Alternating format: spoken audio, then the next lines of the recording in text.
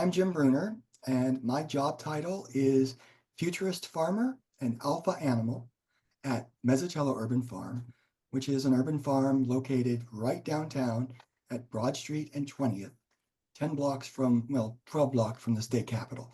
And we built it to be a learning lab to help families, kids, schools, and communities better understand the relationship between food, nutrition, health, and applied STEM careers and exploration. So we do everything through a concept that I call agrify everything. And the presentation I'm about to give you was co-developed by a intern who is a middle school child named Millie, who helped me co-teach camps last year. And her big passion was getting kids to understand quantum physics. She's really into quantum physics. And so she and I were talking after a camp one day, and she came up with a design challenge that would force kids to reference atomic theory and the periodic table of elements and relate it to pattern recognition, imagery, and linguistics, and basically literacy. So she wanted them to directly interact with the periodic table of elements. So we came up with a game that she called, let me just share my screen. It'll be easier. Show, don't tell. Well, now I have to find it. Lots of people having that problem today. I think it must have moved again. Can you see that? No. We can see it. Do you see the PowerPoint? And Salish wants you to know that he's also listening to your presentation. He sent you a little note earlier too. We see the PowerPoint. Okay. We see it in not in presentation mode, but it's fine however you want to do it. We can still read it well. I can't see it to turn it on. Oh, wonder why you can't see it. That's weird. Now you see it, yes? Yes, I do. Alien math plus human hubris. Correct.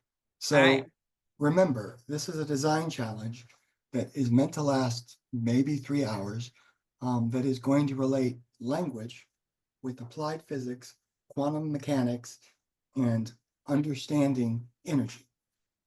That was Millie's concept. Okay. Here I am, and this is what it is.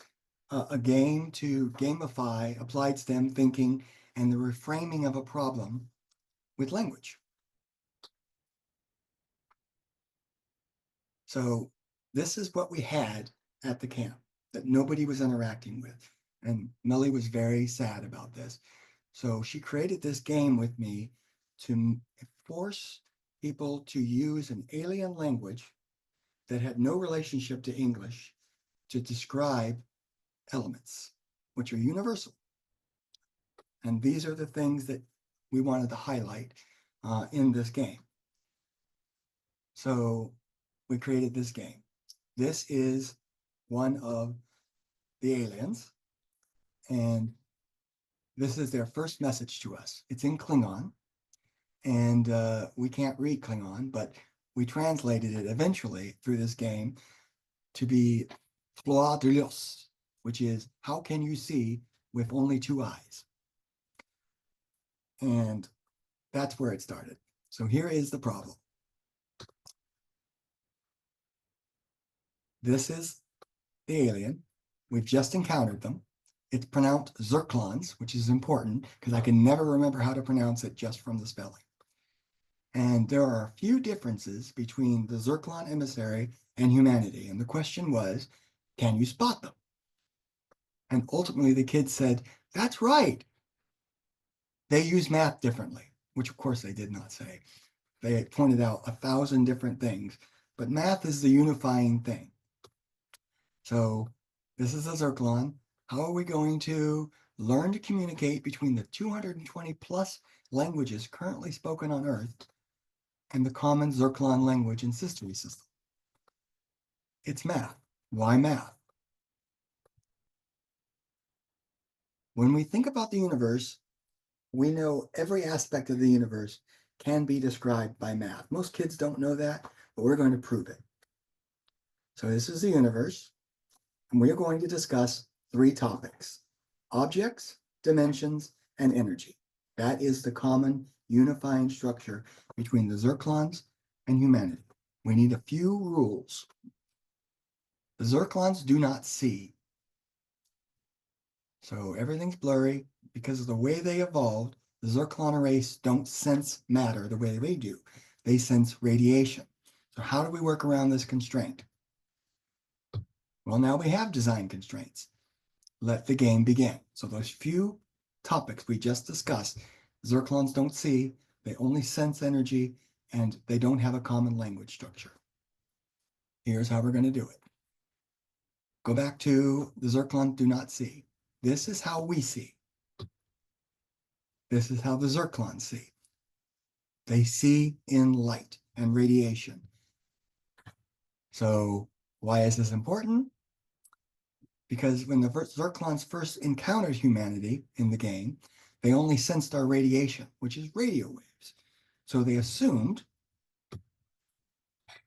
we were physical and we were energy and not physical. So the zircons are like snakes. It's easy to sense that they're like snakes because we know snakes sense in infrared, but we have to step back and look at the issue. The real issue is in dimensionality, time and space. We see in time and space, forward, backward, up, down, forward and up and or left and right. Well, the zircons don't think like that at all. If we held them in our hand, we could not do that because to the zircons, everything is energy. They do not have a written language. They use something called entanglement. They speak in patterns that are rigorously built out of patterns in mathematics. This is all Millie's imagination, but I love it. So they don't see objects, they see patterns. And math is the ultimate pattern template in this game. So how can reframing the problem help? This is how zircons think. They think in a flatland kind of way, where it's just 2D. And we think in time and space, but the zircons do not. They cannot perceive that. And this is important in how they communicate because they do it through patterns and they do it instantaneously, which is off the table for humanity. We can't do anything instantaneously. How is this possible? They live in another dimension. So now we've introduced dimensions. You have to think in dimensions when you think like a zircon. And now or later mean nothing to them. They only sense pattern. So, for the last time, why math? Here are 3 equations that we use. It looks like gibberish to you, but it means everything to the zircons. The first one is what matter and energy have to do with each other. The second one is how matter collapses from energy. And the last one, you all know. It's 1 and 1 plus 2. So there's a sequential pattern to the patterns. Because of this and this, on the left is the periodic table of elements, how we describe everything in our universe. And on the right, how the zircons see it. Because remember, they only sense patterns and energy. So they sense the electron and the proton, but more importantly, the patterns on how they interact. This is going to be really important in this game. So hydrogen, this is how they can see hydrogen, the flavors of hydrogen. And this is important because we can start with this common understanding of 1. Hydrogen is immortal. I mean, when the Big Bang happened, all hydrogen that's created today began with the Big Bang. And the zircons know this. So you have to remember that. Now on with the game. The last step to starting a dialogue with the zircon emissary. Let's talk about hydrogen. What do you think you know about hydrogen? We know it's number 1, it's H. We know if you take 2 of them, you get helium.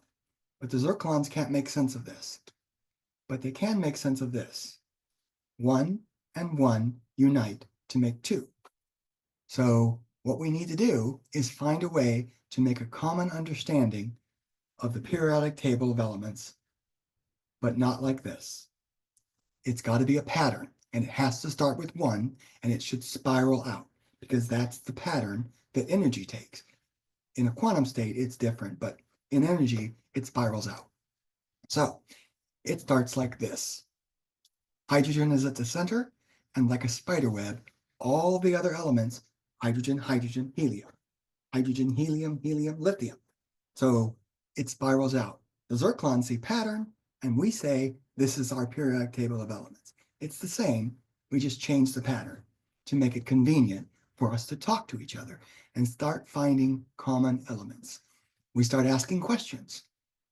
Bad, radiation. This is the word for radiation in zircon.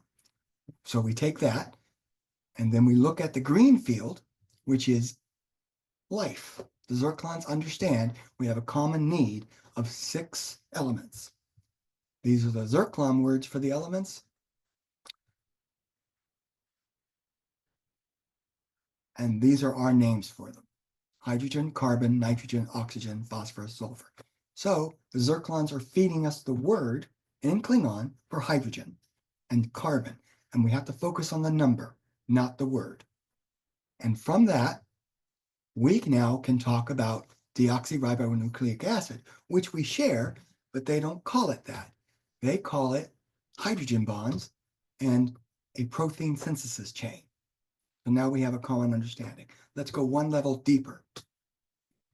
If we add more patterns to this, let's go from DNA to phi, spirals. Spirals are everywhere in our universe. And the zircons love this. They want to know more about spirals and what we call elements. So now we'll go on with more patterns. Let's talk about art and what humanity actually looks like and what it has to do with phi. And the patterns are starting to get bigger and bigger and bigger. And so is our linguistic ability to communicate with each other and with the zircons, but most importantly, with each other. And when we keep building out from this, we find common understanding. And just like that, within an hour, I introduced a way to reframe a problem. I made them curious and creative. Now they're solving equations and they're naming things that they don't know the name of. They're finding it on the periodic table of elements and matching the zirconian symbol for that element by matching numbers and patterns and where they exist in the zirconian idea of what matter is, because they only broadcast an energy, not things. So words are going to matter. And there's no communication problem because they violate causality by communicating through quantum entanglement. And now I've introduced these kids to 14 different sciences, from quantum mechanics to chemistry, applied physics, genetics, etymology, entomology, biology, applied geometry, art, meteorology, and biodiversity. And they've done it all not breaking a sweat because it's a game. And I made it relevant to them. And I made it important to them to understand how and why applied STEM is so important. I wish Millie were here. Unfortunately, she has COVID and she couldn't join us today. So I'm presenting, and I'm probably not doing as good a job as she would. But that is Alien Math and Human Hubris. This is Millie and I in infrared, and this is the Zerlock ambassador saying questions are patterns, right? So if you have any questions, this is the pattern of how to get in touch with me. And this is where I am on social media. Any questions? Well, I just want to say that was a fascinating, very fascinating presentation. You never cease to amaze me, Jim. But say Leash came back because he wants to ask questions, and I'm not sure. Ashita may or may not have questions. I don't know, but she gets to lead because she is the official co-host. So let her start. Well, Ashita, I apologize if I went too fast. I can't see all of my screen because Zoom takes up the last eighth of my screen. So I don't know all what I showed you, but I can repeat it. Oh, why don't you shut down your share then, Jim, and we'll, Oh, sure. I'm sorry. that way you'll be able to see everybody again. And Ashita, the floor is yours. So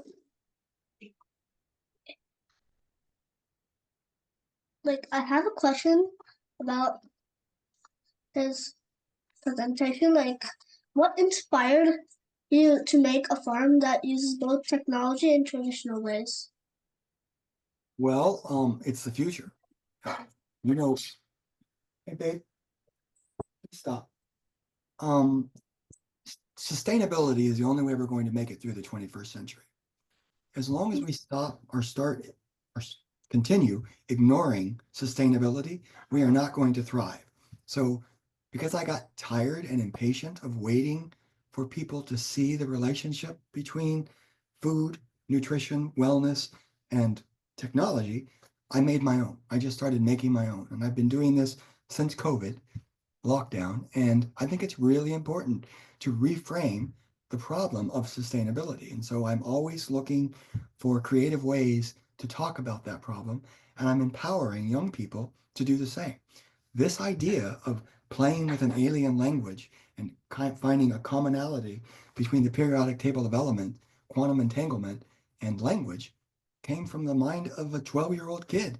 And I think it's brilliant. It's a little in-depth. I shared it on LinkedIn and my audience was blown away because I didn't have this presentation ready.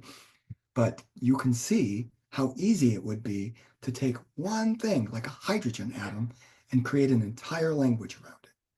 So that's what we have to do, or that's what I intend to do with Mezzacello Urban Farm, is continue to find ways to reframe that very question that you asked.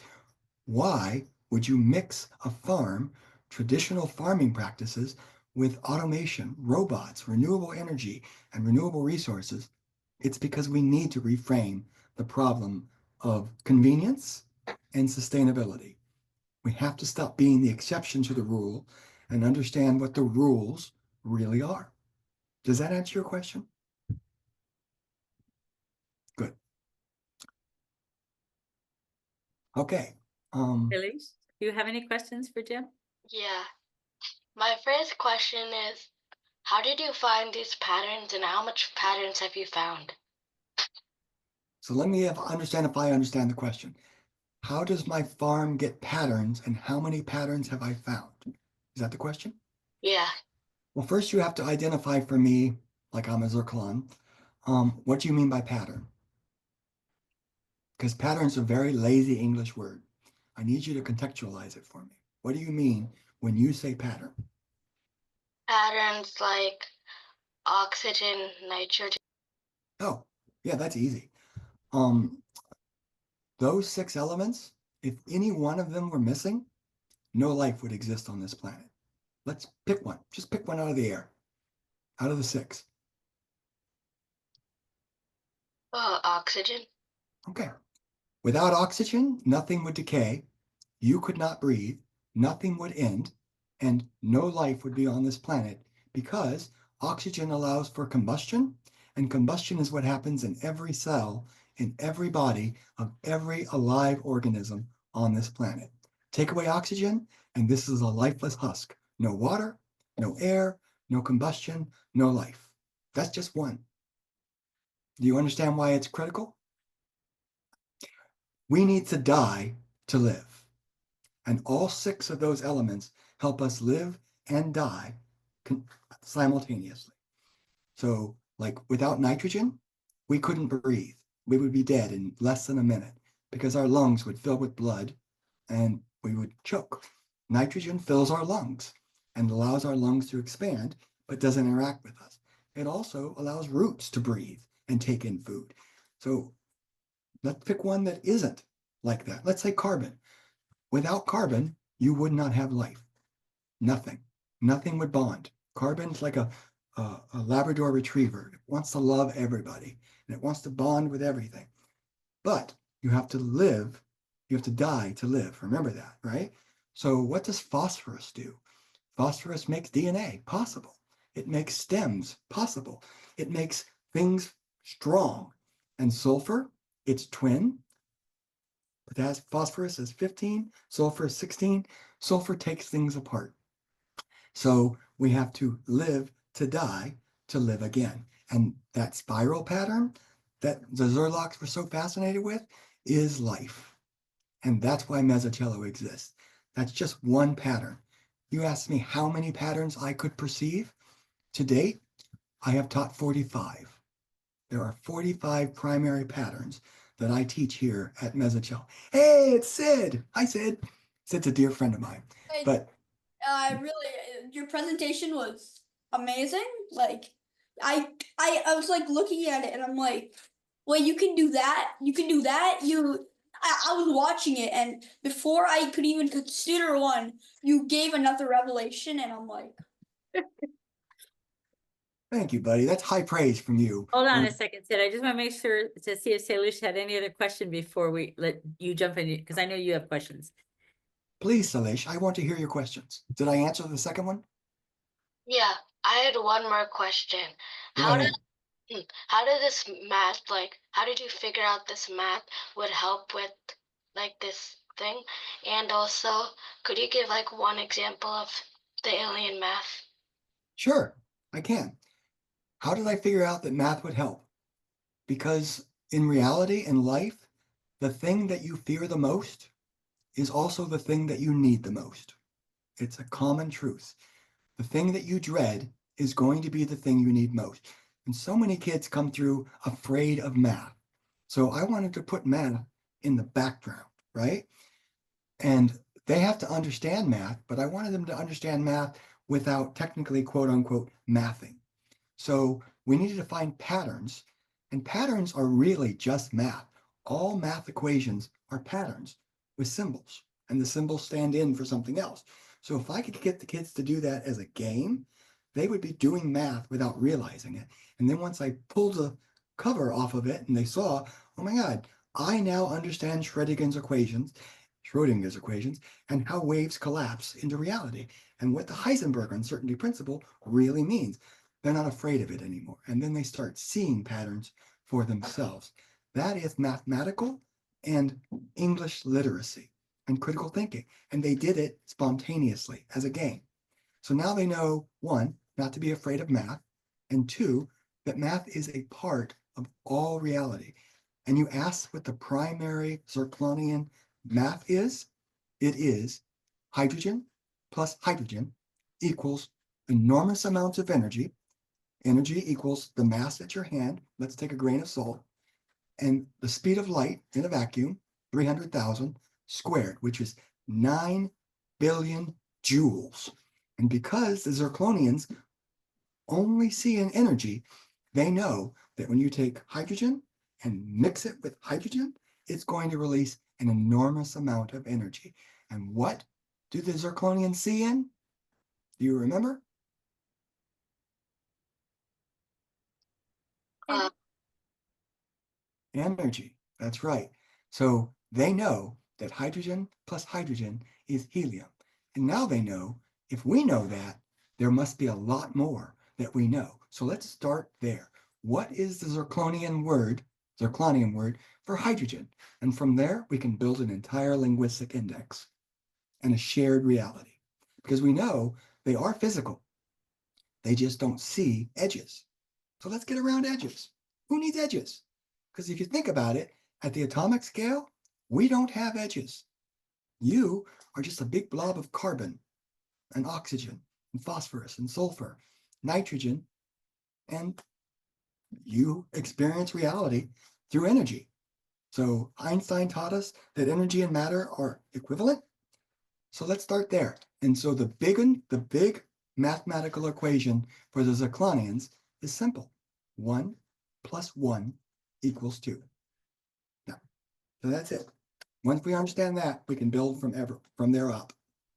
And Millie was happy because kids were actually interacting with the periodic table of elements, because she loves the periodic table of elements.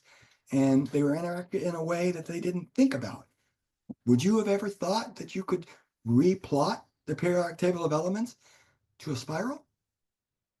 That framework means nothing to the Zirconians because it's human-based. It's convenient, which is why what the ladies were talking about before, inconvenient compassion, resonated so much. That is basically an Excel spreadsheet of atomic theory, and it would mean nothing to entities that see energy and pattern. So put it in a spiral, and suddenly it makes perfect sense to them, and we can start dialoguing in a common language? Those are great questions.